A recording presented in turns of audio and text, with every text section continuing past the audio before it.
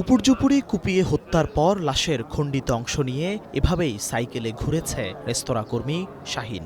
নিজেরই রুমমেট ওবায়দুল্লাহর লাশের টুকরোগুলো গুম করতে কালো পলিব্যাগে মুড়িয়ে ফেলে দেয় রাজধানীর বিভিন্ন জায়গায়।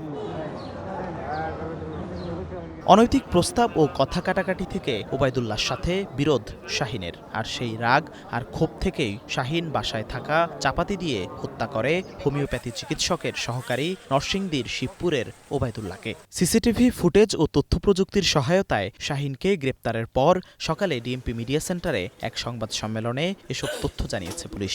আস্তে কথা বলার জন্য অনুরোধ করলে তাদের মধ্যে ঝগড়া শুরু হয়। ঝগড়া বিবাদের এক পর্যায়ে এই যে ওবায়দুল্লাহ যিনি নিহত হয়েছেন, তিনি এই শাহিনকে বিভিন্ন অকথ্য ভাষায় গালিগালাজ করে, তার মা বাবাকে উদ্দেশ্য করে গালিগালাজ করে, এবং এই তর্ক বিতর্কের এক পর্যায়ে তাদের দুজনের মধ্যে তীব্র বাদানুবাদ হয়। এবং এক পর্যায়ে এই আমাদের যে ডিসিস্ট, তিনি তার যে কাপড় চোপড় যেগুলো আছে ধোয়ার জন্য গোসলখানায় কাপড় ধোয়ার জন্য গেলে কাপড় ধোয়া শুরু করলে ওই রাগে ক্ষোভে এই যে হত্যাকারী শাহিন সে আসে এবং উপর্যুপরি তাকে ওই ঘাড়ে এবং গলায় চাপা দিয়ে কোপায়। লাশের ৬টি টুকরো ২৪ ঘণ্টায় উদ্ধার হলেও শেষ টুকরো উদ্ধার হয়েছে সকালে সাভারের আমিনবাজার এলাকা থেকে। পুলিশ জব্দ করেছে হত্যায় ব্যবহৃত চাপাতি, নিহতের মুঠোফোন আর লাশ বহনকারী বাইসাইকেলটি। তাকে হত্যাকাণ্ডের যে ব্যবহৃত হয়েছে চাপাতি, সেই চাপাতিটি আমরা জব্দ করেছি এবং এই লাশের খণ্ডিত অংশ পরিবহনের সাথে ব্যবহৃত হয়েছে যে বাইসাইকেল, সেই সাইকেলটি জব্দ করা হয়েছে।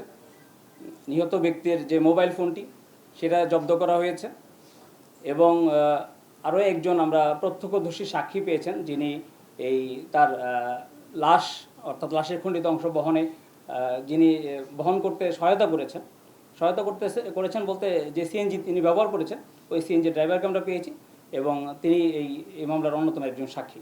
তুচ্ছ ঘটনাকে ঘিরে নিজের রুমমেটকে হত্যার ঘটনায় গ্রেপ্তার শাহিনের পূর্বে কোনো অপরাধে জড়িত থাকার প্রমাণ পায়নি আইনশৃঙ্খলা বাহিনী। জিহাদুল ইসলাম, ওয়ান নিউজ, ঢাকা।